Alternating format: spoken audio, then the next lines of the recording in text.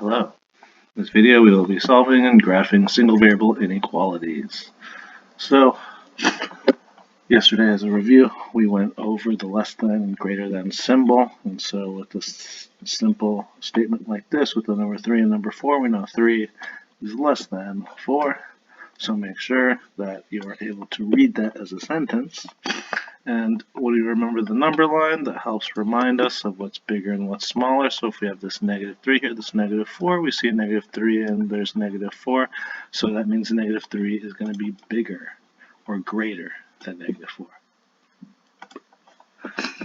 And then we added one level of complexity to that. We had an expression with a variable, and then we were given a number to use. So in this case, we want to see what's bigger, x plus 1 or that same x plus 3. And in this case, we're going to use 5 for x.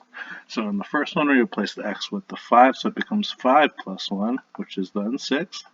And then this is 5 plus 3, which then becomes 8, which means that it is less than. We do the same thing with 2x and 3x. When there's a number in front of a variable like 2x, we know that's 2 multiply x and 3 multiply x. So that'll be 2 multiply negative 3, which gives us negative 6. We do the same thing with the 3. 3 times negative 3, that becomes negative 9. So we know that negative 6 is bigger than negative 9. And then we did a little bit of solving. And so remember, when we're solving, that means we're doing the inverse operations. We're doing opposite operations. That's when we had our visual like this. But we haven't used that visual in a while. And so, for example, we have x divide 3 is greater than 5. We notice that this is dividing 3. We know the opposite of dividing 3 is multiplying by 3. So we multiply both sides by 3. Those cancel out. We bring down that x. And then we have x is greater than 15. And there's a special rule that we went over yesterday. So whenever we multiply both sides or divide both sides using a negative number, we actually have to flip this inequality symbol. In this case, we multiply by a positive 3, so nothing, we don't have to implement that rule.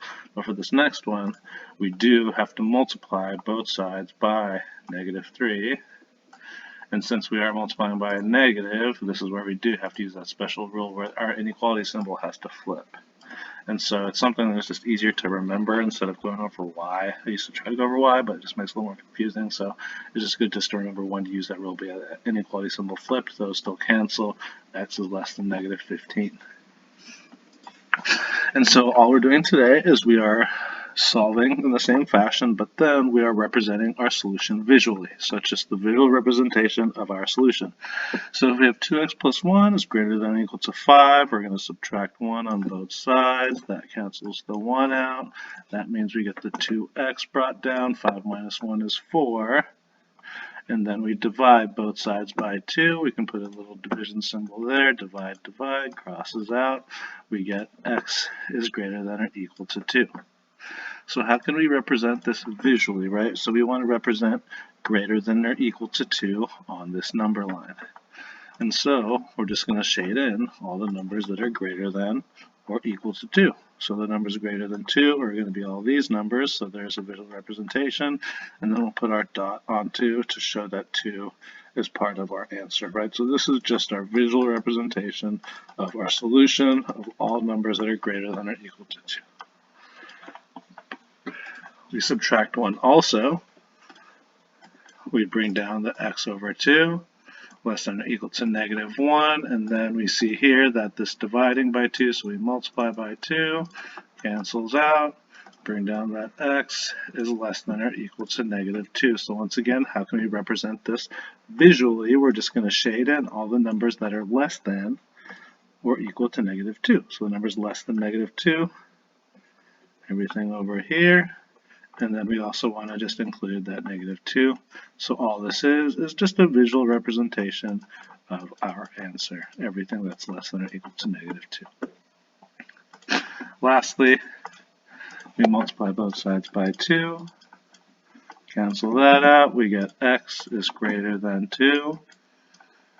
Let's represent that visually. So we want all the numbers that are greater than 2. But this time, notice how there's no line under it, so it's not greater than or equal to. So we're still going to shade all numbers greater than 2.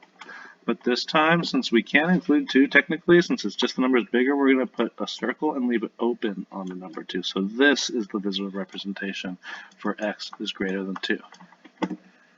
Lastly, multiply both sides by -2. We implement that special rule with inequalities that the symbol flips because we multiplied by a negative. Bring down that -4, bring down that x, so x is greater than -4. So we want all the numbers that are bigger than -4. All numbers bigger than -4, everything here, we'll put the arrow going this way.